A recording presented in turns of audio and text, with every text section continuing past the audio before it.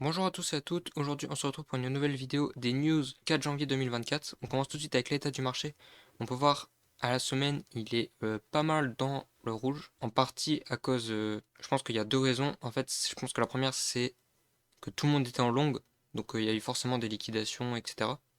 Ça a enchaîné énormément de liquidations, quasiment 500 millions de liquidations juste hier. Mais aussi car il y a une rumeur comme quoi l'ETF Bitcoin serait refusé. Et donc c'est pour ça que le marché hier a réagi vraiment à la baisse. Néanmoins, on peut voir que les tokens ont quand même super formé, malgré donc ces news, etc. Notamment avec le SEI, le Chia, le ICP. Mais à la journée, on peut voir que donc tout est redevenu vert, à part quelques coins, mais rien de pas grave. On commence tout de suite avec Whale Alert qui nous dit que donc Tether vient de mint pour 1 milliard d'USDT, enfin même un peu plus, 1 milliard, 1 million, que c'est énorme et généralement c'est très bon signe.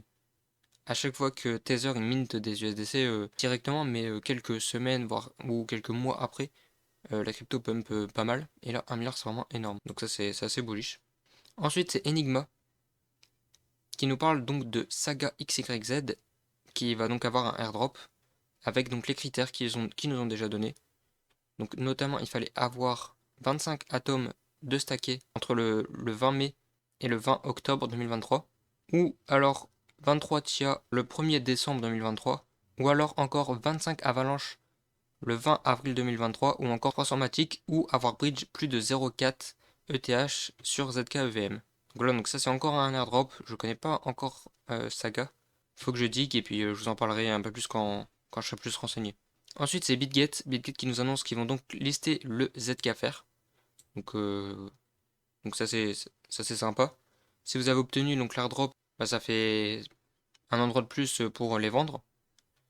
Et surtout, ça va apporter de la liquidité. J'ai vu qu'ils allaient faire donc une offre à partir du moment où il ouvre, donc à partir du 6 janvier, ou peut-être même du 7, je sais pas vraiment. Mais en gros, si vous déposez des ZKFR, vous allez obtenir un cashback. Donc c'est toujours court à la prendre. Et si vous n'avez pas de compte BitGet, n'hésitez pas à utiliser mon lien en description. Avec vous avez moins 20% sur les frais. Et voilà, donc ça fait toujours plaisir. Et donc voilà, donc si vous déposez des ZKFR, vous obtiendrez donc un cashback, il me semble de 10%. Ensuite, c'est Coin Academy qui nous dit que la SEC pourrait notifier aux émetteurs d'approbation d'ETF Bitcoin Spot à partir de vendredi et le trading pourrait commencer dès la semaine prochaine. C'est assez ouf que ce soit aussi rapide parce que d'habitude c'est pas aussi rapide. Enfin, je sais pas s'il y aura un sell the news ou pas, mais en tout cas, il risque d'y avoir beaucoup de volatilité au moment de l'annonce des ETF quoi. Ensuite, c'est HDEX, donc HDEX, un fonds d'investissement qui a fait une pub, enfin une vidéo pour parler des 15 ans de Bitcoin. Que voilà, donc je trouve ça va. Et HDEX, eux, ils ont déjà sorti leur pub pour leur ETF Bitcoin. Donc c'est assez marrant. Là, ils ont ressorti une pub. Ensuite, c'est Goku qui nous dit que Michael Saylor vend près de 216 millions de dollars d'actions MicroStrategy. Et donc, il a fait ça pour s'acheter lui-même des bitcoins, donc c'est-à-dire ses propres fonds, pas avec son entreprise. Car on dit tout le temps que Michael Saylor possède 180 000 bitcoins, mais c'est pas vraiment lui, c'est son entreprise qui les possède. Mais donc là, il a vendu 216 millions d'actions pour s'acheter des bitcoins tout seul, et aussi car il en avait besoin, voilà, des obligations personnelles, il dit. Ensuite, c'est donc X Launchpad, donc les Launchpads sur Multiverix, qui nous donnent, qui nous disent que Tada, donc Tada.io, va commencer donc le 19 septembre. Donc en gros, il suffit de stacker des EGLD ou des MEX. Et donc là, vous avez plus d'infos par rapport aux tiers, etc. Donc voilà, donc si vous avez des EGLD, faut les stacker là, comme ça vous pourrez participer au Launchpad. Et généralement, c'est gagnant le Launchpad. Le seul qui n'était pas gagnant, c'était Atom.